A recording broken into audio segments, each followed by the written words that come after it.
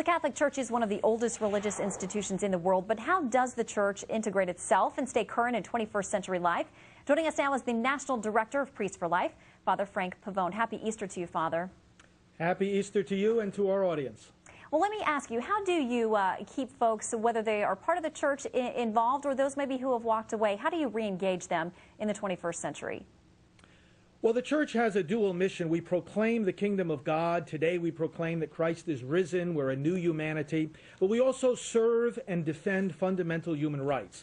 And the Church needs not simply teachers, but witnesses. And when we're serving people, when we're defending their fundamental rights, such as in my work, defending the fundamental right to life against violence like abortion, then people see, when they experience that service, then they can become re-engaged when they realize the Church cares for them. Well, let me ask you, some of the social issues are the toughest things, especially for younger people. We hear about things like birth control and, other issues that for them, there's a disconnect between what they believe and what the Church is asking them to do. How do you meet in the middle, or do you meet in the middle, or do you stick to your convictions and say they need to come to us? Well, young people are looking for truth. They're looking for people who stick to their ideals, their integrity. And we see that, for example, it's not an age difference that matters. It's that integrity. I recently had, for example, at our Priests for Life office here in New York, a visit from Cardinal Christoph Schönborn, the Archbishop of Vienna. And he was comparing what we're doing here in the U.S. with what's happening in Europe.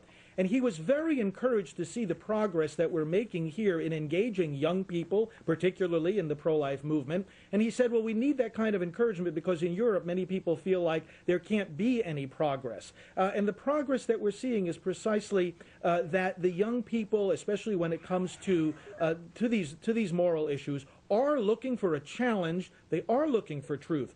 We have to present it to them in all its rigor and its vigor and its fullness, and then the truth itself will attract them.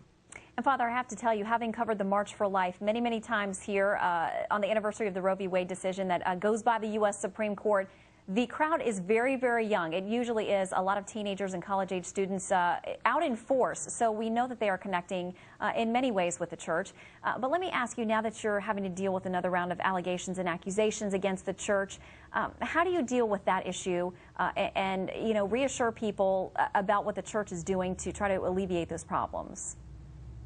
Well, the part I mentioned about the Church defending fundamental human rights comes in here. This is where, although there's a separation of church and state must be on the same page when it comes to defending fundamental rights, whether it's defending young people from various kinds of abuse. We're not going to find here any discrepancy. If people want the Church to correct what have been abuses, then they're going to find an ally in us, and we need to show that and repeat that over and over again. If, on the other hand, people just want to use these events as an excuse to harm or criticize the Church, well, then they're the ones being unsincere, not the Church. Father Frank Pavone, great to see you today again. Happy Easter and blessings to you. Happy Easter. Thanks so much.